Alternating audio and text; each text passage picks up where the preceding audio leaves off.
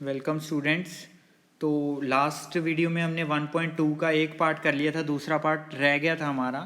तो उसमें कुछ नहीं, पहली सफ़ियर इतनी फोर्स लगा रही है 0.2 न्यूटन, तो सेकंड सफ़ियर कितनी फोर्स लगाएगा, वो भी सेम ही लगाएगा।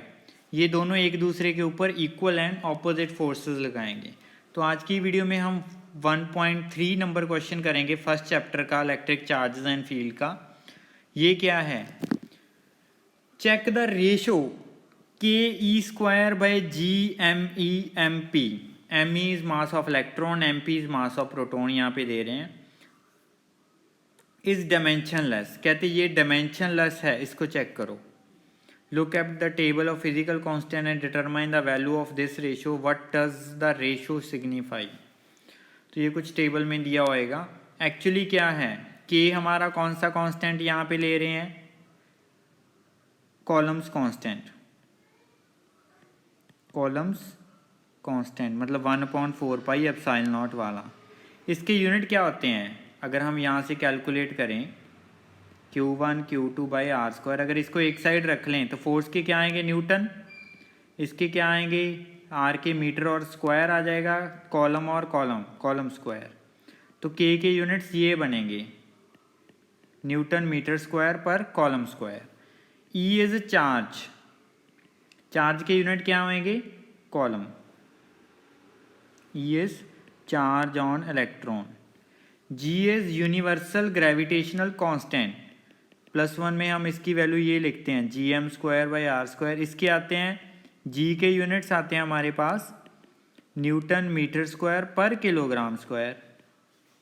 और ये m1 और m2 मास, सॉरी me और mp मास के यूनिट हमेशा किलोग्राम ही रहेंगे।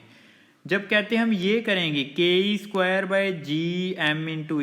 m(p), तो ये डायमेंशनलेस आएगा, मतलब सारे यूनिट्स जो हैं वो कैंसिल हो जाएंगे।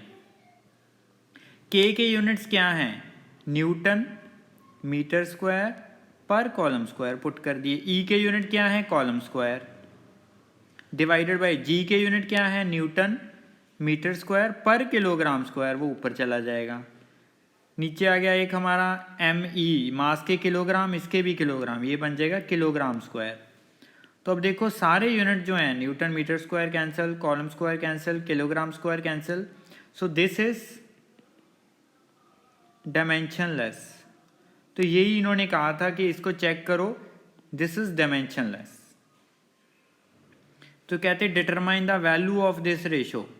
तो इस रेशो की वैल्यू कैसे आप करोगे, वैल्यू करने के लिए हर एक की वैल्यू पुट करो। के की वैल्यू होती है 9 × 10⁻⁹, charge is 1.6 × 10⁻⁻19, 1.6 × 10⁻⁻19 divided by gravitational constant की वैल्यू क्या होती है,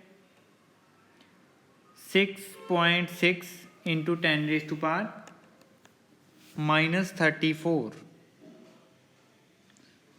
और मास ऑफ इलेक्ट्रॉन क्या होता है, जी की value 6.6 × 10⁻⁻34। Mass of electron is 9.1 × 10⁻31 into mass of proton is 1.67 × 10⁻27। तो ये सारी चीज़ कोई वैल्यू पुट करके जो आपका आएगा उसकी वैल्यू आप कैलकुलेट कर लेना। सो this is 1.3 question. Thank you.